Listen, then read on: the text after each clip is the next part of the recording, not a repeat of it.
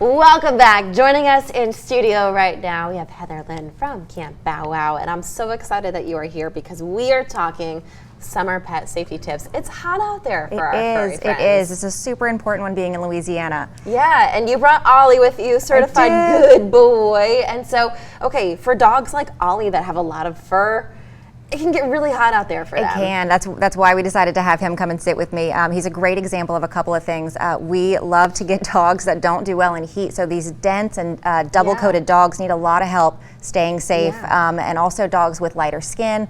He fits that bill as well. So we've got tips on all of that because he's one of the ones that needs it. Yeah. So what can pet owners do at home to kind of care for their pets during the summer?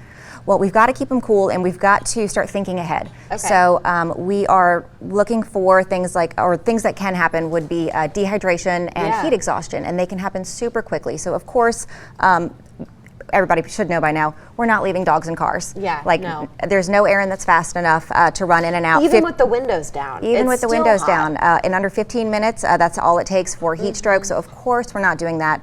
But then even going for our walks, if you can, we need to move our walks to the morning and evening because we have to look out for the pavement. So the pavement can get too hot for their paw pads and it can burn.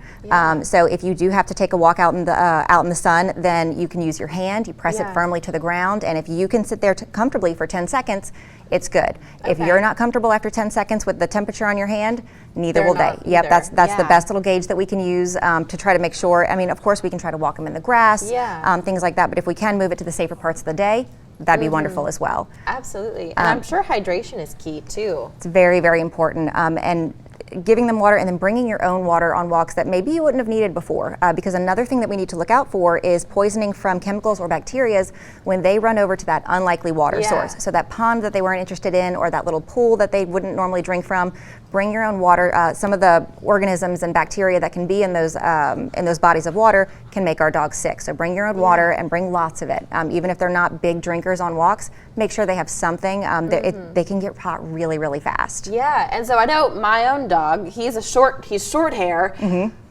I try to limit his time outside, but sometimes he just likes to lay out and be a baked potato. So what can we do if they're outside and they're not wanting to come inside, but we know it's hot out there? Is there anything that we can do to give them outside that might help them cool off if they need to? Well, bring them inside if we can. If the self-preservation is low, then bring them inside. But they've got, just like we have at Camp Bow Wow, we have pools out in all of our play yards. That way if they do want to be outside, there's some water source for them. They can drink out of it if they want, but a lot of really smart dogs will go and they'll lay in the pool. Yeah, just a few inches of water on their belly is great for them if they really do love to sunbathe. If you have any artificial surfaces like we do, we have turf. You want to hose it down, make sure that stays nice and cool. I know that's common in a lot of backyards nowadays. But even the dogs who would normally be outside for the majority of their day, we need to take special precautions, more water in the bowl, more shade, or bring them inside. If you've got a fence-running dog who might not take that break because they're excited about the cars or the passerbys, bring them inside. It happens every year, and we don't want to see it if we don't have to. It's some basic stuff, but it's really, really hot, and we have these dogs with these beautiful, stunning coats, and it's important to keep them safe. They're too well insulated, so we have to do our part. If we're deciding to have really densely coated dogs in Louisiana, we need to take some extra steps. Exactly. We are out of time, but thank you so much for stopping by to share this. Anytime. Love being here. And speaking of the heat, we have to send it on over to Adam Olivier. Adam, what are you tracking out there?